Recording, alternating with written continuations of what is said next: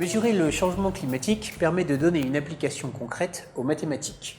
C'est l'occasion de faire des mesures sur le terrain, d'exploiter des données chiffrées et de comprendre le monde qui nous entoure.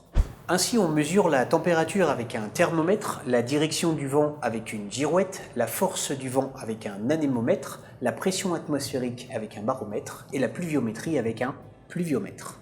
L'ensemble de ces données sera ensuite analysé par des ordinateurs très puissants et très encombrants aussi, pour nous permettre de suivre la météo.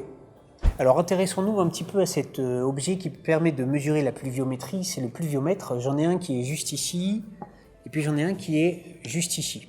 Si on observe la forme du pluviomètre, on s'aperçoit qu'il est de forme conique. On aurait pu prendre un récipient cylindrique ou cubique, comme ici, mais non, on a pris quelque chose de conique. Et ça peut poser question, mais il y a une raison à ça, et on va l'expliquer.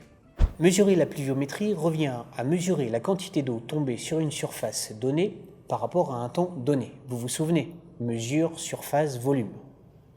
Alors quand je découvre mon pluviomètre, je m'aperçois qu'il est fait avec une graduation en millimètres de pluie. En réalité, la mesure de pluviométrie est faite en millimètres de pluie par mètre carré et on va expliquer pourquoi. On va simuler sur cette surface une forte pluviométrie sur un temps donné.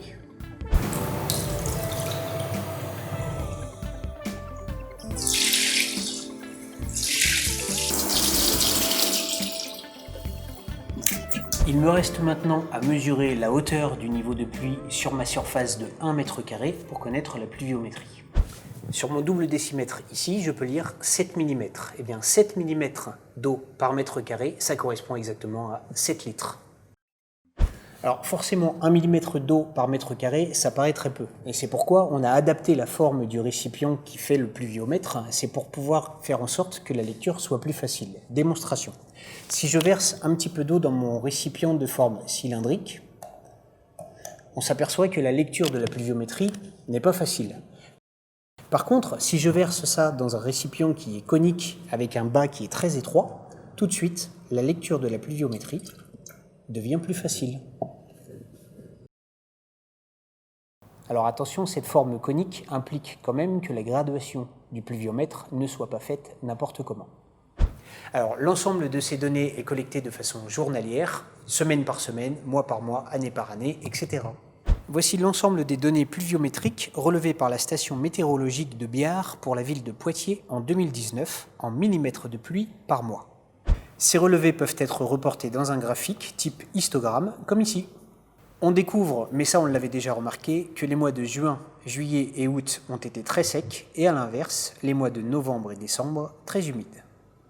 Remarquez, je dis ça, mais en fait, ces chiffres-là ne me permettent pas de dire si l'année 2019 a été très humide ou très sèche. Pour cela, il faut faire une analyse comparative des données des années précédentes pour savoir si, en moyenne, l'année 2019 a été plutôt humide ou plutôt sèche.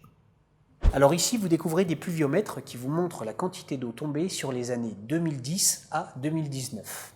Je vous donne en plus deux valeurs de référence. L'année 1989, réputée très sèche.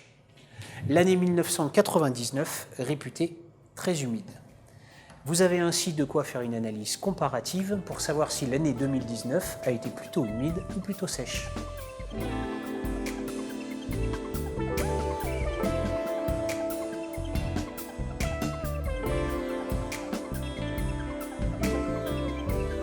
Vous ne pouvez pas prendre une seule année isolée des autres, ça ne voudrait rien dire. Sinon, on peut faire dire n'importe quoi à des chiffres. Bon, je sais ce que vous êtes en train de vous dire, ces pluviomètres seraient sans doute trop petits pour une ville bretonne par exemple. Je veux pas semer la pagaille, mais par contre, j'aimerais bien qu'on mette les choses au clair une bonne fois pour toutes. Pour débattre de cette importante question de société, je me suis rendu sur le site de Météo France et j'ai vérifié les valeurs pluviométriques pour l'ensemble de la France. Et voilà ce que j'ai trouvé. Cette carte nous montre les précipitations moyennes annuelles de ces dernières années. Pour les villes figurant sur la carte, on y découvre que c'est à Biarritz qu'il pleut le plus en quantité. Oui, mais on s'aperçoit que c'est à Brest qu'il pleut le plus souvent.